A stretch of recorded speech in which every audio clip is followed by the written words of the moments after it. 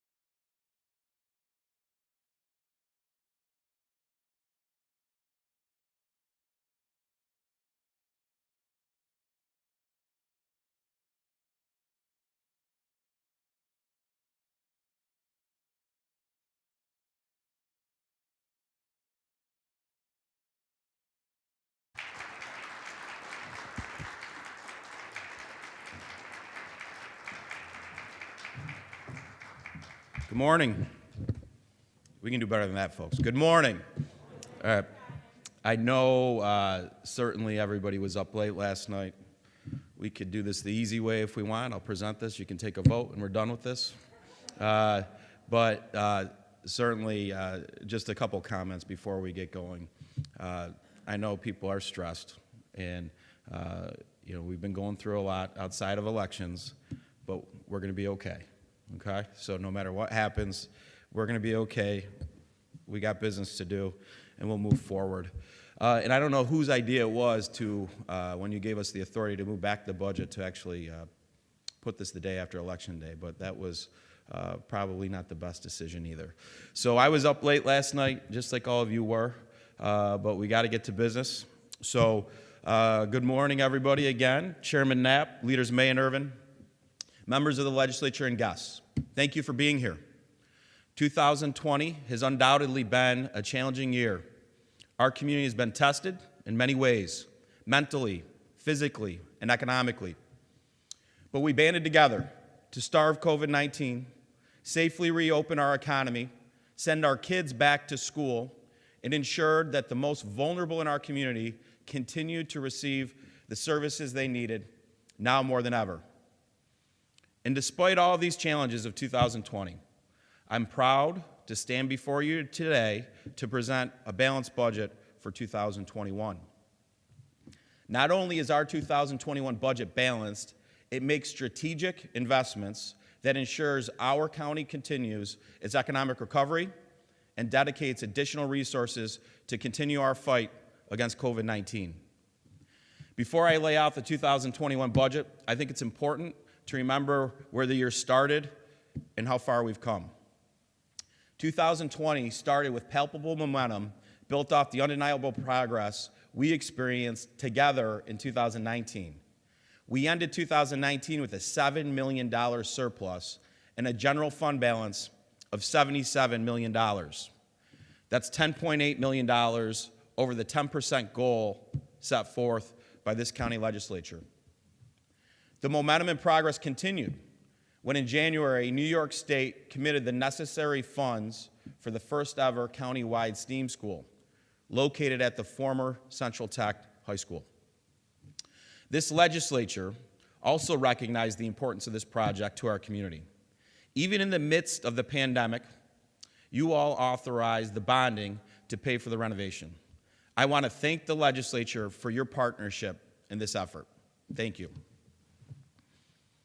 This project is now more important than ever, as it will put hundreds of our neighbors to work, helping our overall economic recovery. It will also reignite the economic momentum in the southern end of downtown. On February 10th, we gathered together at OCC for the 2020 State of the County Address. We were able to share some of our many successes from 2019, and we laid out a bold, aggressive, and inclusive vision for our community. It was at this presentation that we reminded the community we are all in this together, a mantra that soon the entire country and the world would come to appreciate. Not only was our economy growing, so was our zoo. On February 13th, we welcomed 2 black Welsh mountain lambs at the zoo. These are actually Brian May's favorite animals. It was February 26th that we announced the first of 6 winners in our Village Main Street program, the Village of Baldwinsville, a nearly $500,000 public-private investment into streetscapes and 7 properties located within the village. On March 1st, Deputy County Executive Ann Rooney and I had the opportunity to join our colleagues from across the country at the National Association of Counties Conference in Washington, D.C., where we were asked to share our story on the amazing success we have had with our early childhood investments. An accomplishment, by the way, that continues to pay dividends today. On March 5th, we announced the next round of winners for the Village Main Street program, the villages of Manlius, Minoa, and Fayetteville. A total of $650,000 would be invested in these 3 villages to improve facades, streetscapes, walkability, and much more. On March 7th, I joined Mayor Walsh and Comptroller Masterpole, along with thousands in our community, to kick off the 15th annual Shamrock Run. And it was on March 9th that I joined Peter Coleman and his son Dennis on Bridge Street to discuss the upcoming St. Baldrick's fundraiser. It was in March that work began on the construction of the Amazon warehouse in the town of Clay, one of the largest in the world. This $450 million investment is providing an incredible stimulus to our local trades and economy. That spring, JMA Wireless broke ground on their 5G campus at the old coin factory, showcasing a multi-million-dollar investment and a multi-million-dollar commitment to our south side, a neighborhood that has been underinvested in for far too long. Our momentum was also reflected in our sales tax receipts. In the first quarter of 2020, our sales tax receipts were up 4.7% year over year. While we were driving our PIE agenda, behind the scenes, the health and emergency management departments had been diligently working for months to prepare our community for any impacts related to COVID-19. When it became clear that COVID-19 would not be contained to a single neighborhood, community, county, or region in New York State, we started executing that very plan that our team had spent months preparing. That meant making difficult decisions that I never imagined I would have to. On March 12th, we made the difficult but necessary decision to postpone the 2020 St. Patrick's Day Parade. This would be the first of many events postponed to stop the spread and save lives. With the Emergency Operations Center already activated, I declared a state of emergency in Onondaga County on March 14th, and we canceled all extracurricular activities in our schools immediately. 2 days later, on the 16th, we closed schools throughout the county. We were officially at war with this virus in Onondaga County at this point. Our primary goal from the onset was to preserve our medical infrastructure while keeping the community safe. As schools closed, we knew childcare was going to be a major issue, especially for our frontline workers. At my direction, our team in the Department of Social Services quickly reached out to our reliable partners at Child Care Solutions, and they developed a plan. Almost immediately, Onondaga County started providing free childcare to all essential workers, regardless of income. In total, we assisted over 200 children of essential workers. This gave our frontline workers peace of mind, knowing that they had reliable childcare, and our community peace of mind, knowing our frontline heroes could come to work and help us defeat this virus. I'm proud to tell you that we were one of only 2 counties in New York State that provided this service. We also waived the family share towards childcare, which can equal hundreds of dollars per child per month. This ultimately helped over 3,600 children every month in the pandemic. Another critical part of preserving our medical infrastructure was to ensure our hospitals did not become overwhelmed. So on March 14th, in partnership with Upstate Medical University, the COVID-19 triage hotline was established for members of our community to call ahead to determine if they should be tested. To date, they have fielded nearly 25,000 calls. This simple step played a major role in preventing our hospitals from being overrun and preserving our medical infrastructure. I want to thank Upstate Medical for their unwavering partnership during the pandemic. There's no doubt that our community was able to fight this virus as well, if not better, than any other region because of this partnership and a shared commitment to Central New York. Unfortunately, on March 16th, we had our first confirmed case of COVID-19. Sadly, just 8 days later, we lost our first neighbor to the virus. We knew the disease could be deadly, and it did not spare our community. As of today, our community has lost 212 neighbors. These are families who in many cases have still not been able to properly mourn their loved ones. I ask that we take a moment of silence to remember those we've lost and their families.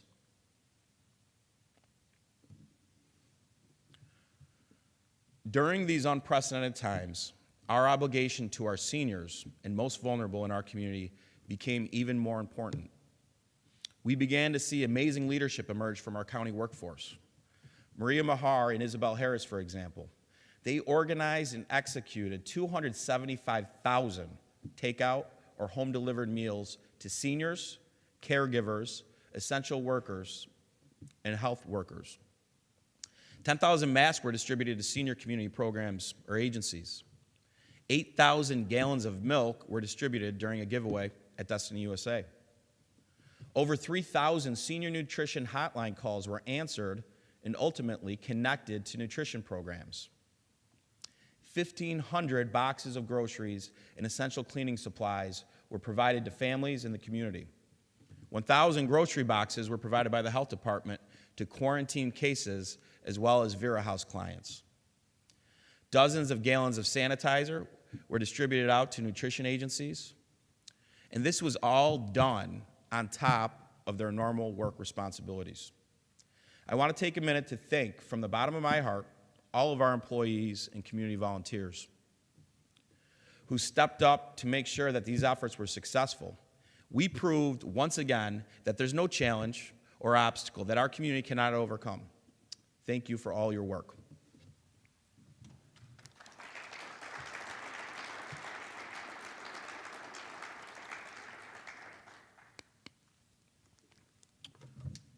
While our team in adult and long-term care was ensuring our seniors and other vulnerable populations were taken care of, our teams in the health department and emergency management were making sure our community, especially our frontline workers, had access to the resources they needed to stay safe while protecting our community. Our team in emergency management, under the leadership of Commissioner Dan Weirs and Director of Emergency Management Services, Jeff Van Beveren, essentially lived in our emergency operations center. Jeff got married during the pandemic. Do you guys believe that Jeff didn't even invite me to his wedding? Where is he? Is he here? Jeff? Oh, all right. They worked with our hospitals, doctors' offices, schools, assisted care facilities, and so many others to ensure that they had PPE, test kits, ventilators, or whatever else they needed. And they got it to them quickly. Thanks to emergency management, over 1 million pieces of PPE, 1 million, were distributed to over 750 unique organizations. It was our health and emergency management teams that worked at the Syracuse Community Health Center to set up a drive-through testing site. They developed mobile testing that we deployed throughout the county. They set up a back-to-school testing for faculty and staff. And then when schools opened, they quickly pivoted to offer symptomatic testing for students in K through 12. Emergency management even developed a plan to open a field hospital at Manley Fieldhouse, a plan, thankfully, that we never needed to execute. We also knew that many of our COVID-19 frontline healthcare workers would be nervous about going back home to their loved ones after working their shifts. So our teams quickly mobilized a plan to provide hotel rooms. In total, we provided 429 nights for our local heroes. I also want to thank Syracuse University, who was an important partner in this effort as well. Onondaga County is forever grateful to our entire emergency management team for their countless hours and commitment to the safety and security of our community during this global health pandemic. Thank you.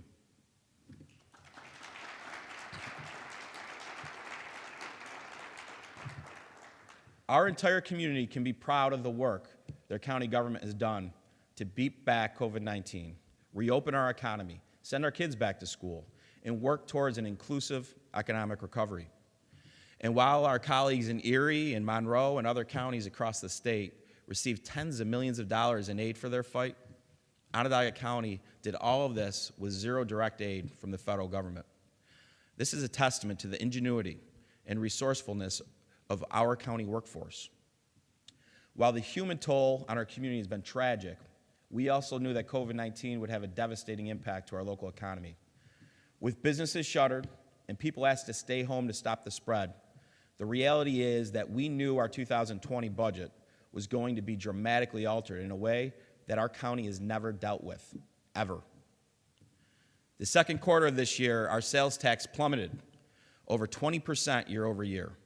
Our economic growth didn't just slow down, it was the largest contraction on record for our county. But before any of these harsh fiscal realities hit us, CFO Steve Morgan and his team quickly found ways to stem the losses while minimizing the disruptions to our workforce. On March 18th, we implemented an immediate hiring freeze in the first of 3 rounds of austerity. That didn't make Steve very popular, by the way. The additional rounds of austerity measures were implemented on April 2nd and May 19th. On April 7th, with the unanimous support from this county legislature, we offered a voluntary retirement incentive. 163 members of our workforce took advantage of this offer. These actions were tough, but critical to ensuring that our community could continue to receive the services they had come to rely on more than ever, while trying to keep as much of our workforce whole as possible. Finally, after the tremendous response from our community, including staying home, getting tested, wearing masks, and more, we were able to enter phase 1 of our reopening on May 15th. The reopening of our economy would prove to be yet another test for the community. Conventional wisdom would have suggested that our infection rate would go up as we began to interact again. Instead, we proved the opposite. Our infection rate continued to drop, the community continued to get tested, and we were able to enter the additional phases of reopening. On May 29th, we entered phase 2, phase 3 on June 12th, and phase 4 on June 26th. Recognizing that the success of our local businesses was critical to our overall recovery, the OSIDA board agreed to allocate up to $500,000 for individual grants for small businesses and nonprofits to assist them with expenses related to COVID-19 and all of the new health and safety requirements. An additional $200,000 was offered in bridge loans, and $250,000 has now been offered for restaurants for infrastructure to extend outdoor dining to make up for lost capacity inside their establishments. This was also approved. As we entered the fall, it became clear that more would need to be done to shore up our budget. So on September 9th, we decided to reopen the retirement incentive in an effort to further reduce overhead and minimize layoffs. Another 37 employees chose to take advantage of the offer, bringing the total number of retirees to 200. On September 18th, we established both a voluntary and involuntary furlough program. 23 employees were approved for the voluntary program, while another 19 employees were placed on involuntary furlough. Unfortunately, we were still in a fiscal position where we needed to lay off 7 employees.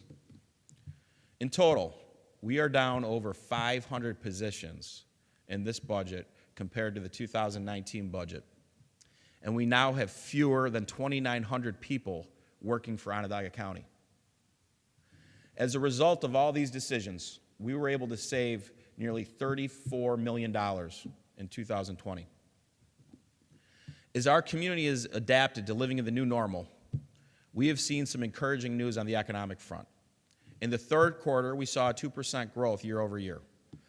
While this was certainly welcome news, as it's helped prevent further draconian cuts, our 2020 sales tax collections to date are still down over $22 million, or 8%. And all of this has laid the groundwork for my proposed 2021 executive budget. It's a budget that reflects the realities of our new normal. While it is undoubtedly challenging on many levels, it is our hope that this new normal is ultimately a temporary one. As I mentioned previously, my 2021 budget is balanced, and our workforce will be challenged like no time in our county's history to meet the challenge of the 100-year pandemic. This budget, all funds, is $1.25 billion. Jim Rowley's going to get this number, which is $84 million less than the 2020 adopted budget. $84 million, folks. That marks a 6.3% decrease. The proposed 2021 budget also continues to incorporate austerity measures and hiring freezes in 2020 to address these unprecedented times. Each executive department was also given a predetermined dollar amount that they were asked to use when planning their own budgets. I want to thank all of my department heads who work closely with the team in management and budget to live within these numbers for 2021. Thank you. I know how hard it's going to be. This is not going to be easy. It will require patience, innovation, and ingenuity on the part of all of us. But it is our hope and belief that we will be able to continue providing the quality of services our community has come to expect. It is also our ultimate goal to quickly but responsibly shore up our departments with the necessary resources as funding permits. When I was first elected to the legislature with many of you in 2011, our property tax rate was $5.82 per thousand. I'm proposing to lower the tax rate to $4.99 per thousand. This will be a historic low. Our property tax rate is down 14% since 2012. Job well done, folks. While looking at how the 2020 fiscal year will end, we are anticipating a negative 7% growth in sales tax, a dramatic change from a budget that had anticipated a 3% growth in sales tax. While our economy is undoubtedly rebounding, there is still volatility and uncertainty that we must account for. That is why we are only budgeting a 4% growth in sales tax in 2021 off the baseline of the negative 7% decline in 2020. In dollars, that means we are still projecting a $22 million reduction in sales tax compared to what we had budgeted for in 2020. We are also required to set aside $3.1 million in sales tax for the Distressed Hospital Fund, a new mandate on local counties by New York State. Our budget also takes into account an anticipated $20 million cut in aid from New York State. The cost shifts and unfunded mandates from the state of New York are all over this budget. And quite frankly, they are ultimately a cost shift, not to us, but the local taxpayer. This budget also calls for keeping the sewer unit charge flat at $452 per unit. We are able to do this while continuing our aggressive sewer consolidation effort. This past year, our team at WEP successfully executed 4 long-term lease agreements that you approved in the Meadowbrook Limestone service area. These agreements cleared the way for WEP to kick off our $9 million investment to mitigate inflow and infiltration into our sewer system. Phase 2 of this consolidation efforts is going to kick off next year with the Seneca Knolls service area. Our team at WEP also played a critical role in their efforts to identify COVID-19 in our wastewater systems. We were one of the first in the state to undertake this effort, and it's now being used throughout the county in a micro-targeted fashion as we continue to try to hunt the virus. The budget's not all about austerity and cuts. I'm also proposing an allocation of $6.8 million for pandemic response and recovery to COVID-19. We've proven we can fight the virus in real time when we have the resources to test and trace. We need to make sure we have the money to buy supplies and equipment necessary to keep our community safe. This budget also invests in our PIE strategy with continued funding for the Early Childhood Alliance, increased funding for our Higher Ground Workday program, and increased funding for daycare. Excuse me. I'm also excited to share with you that the 2021 budget calls for the proposed consolidation of information technologies with the City of Syracuse and the County of Onondaga. This consolidation, long overdue in the eyes of many, will create efficiencies. It's going to strengthen our cybersecurity network while saving both the city and county money. Presented to you is a capital plan that continues to maintain our existing infrastructure and invest in new infrastructure that is driving economic development and jobs.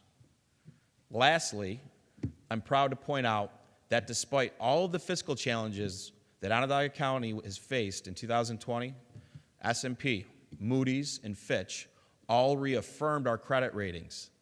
They did this in the middle of the pandemic. There's no better third-party validation than these rating agencies on our fiscal health.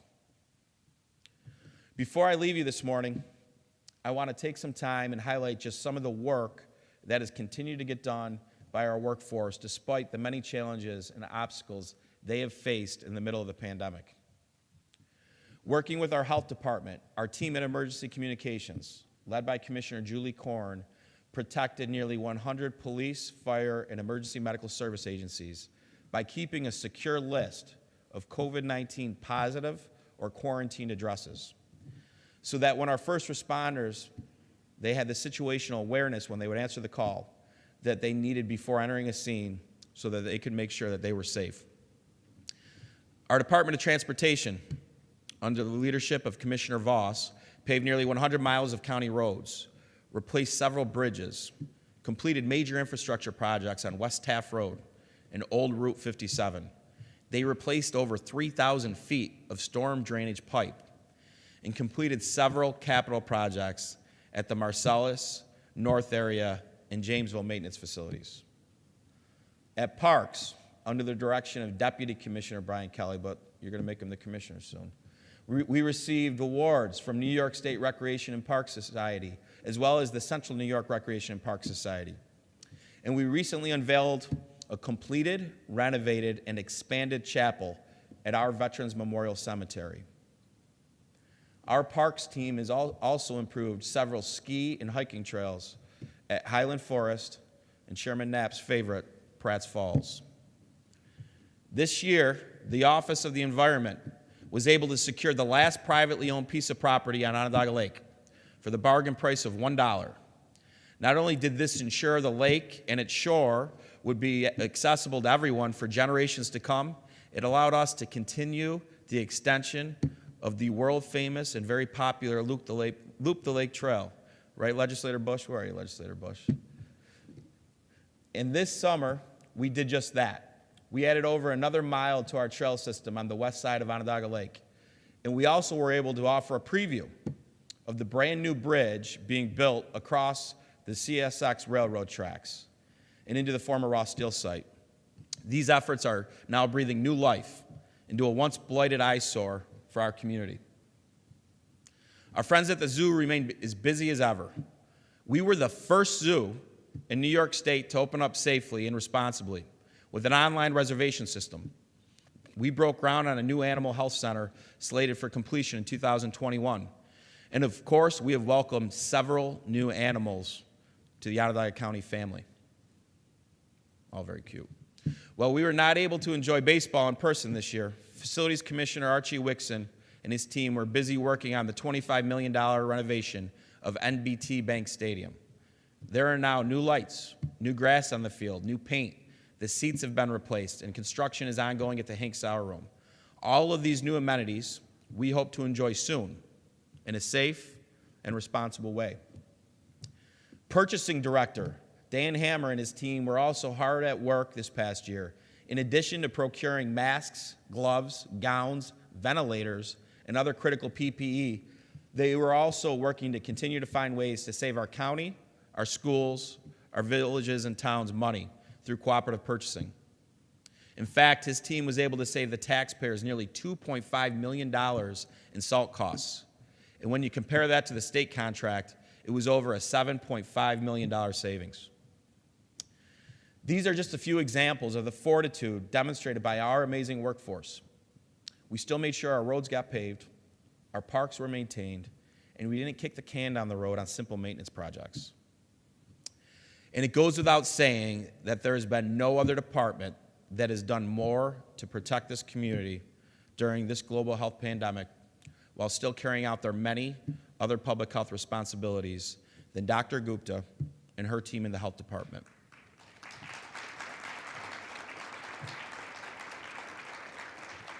Dr. Gupta's been on so many magazine covers. It's unbelievable. She's famous.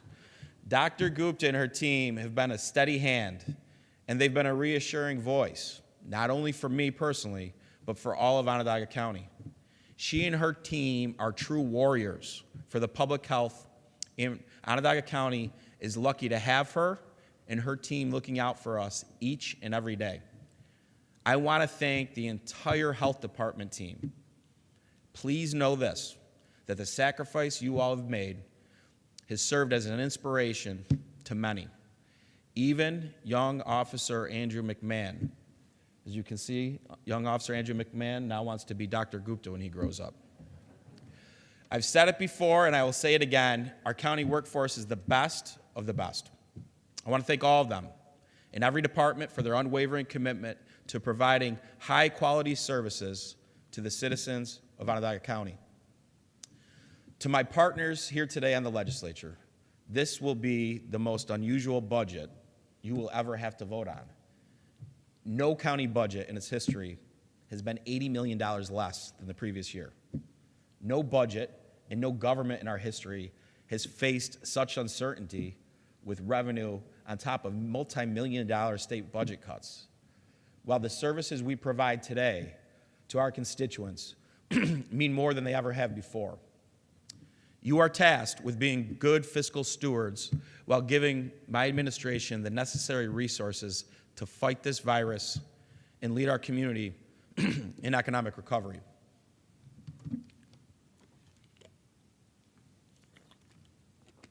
And make no mistake about it, we're going to recover, and we're going to be stronger in 2021. This takes leadership, and what an opportunity we all have in front of us. We can show Washington, D.C., Albany, all of our trolls and naysayers that we can work together. We can put aside politics, and we can fight this pandemic together. We recognize the moment, the challenge in front of us, like so many in our community have already done.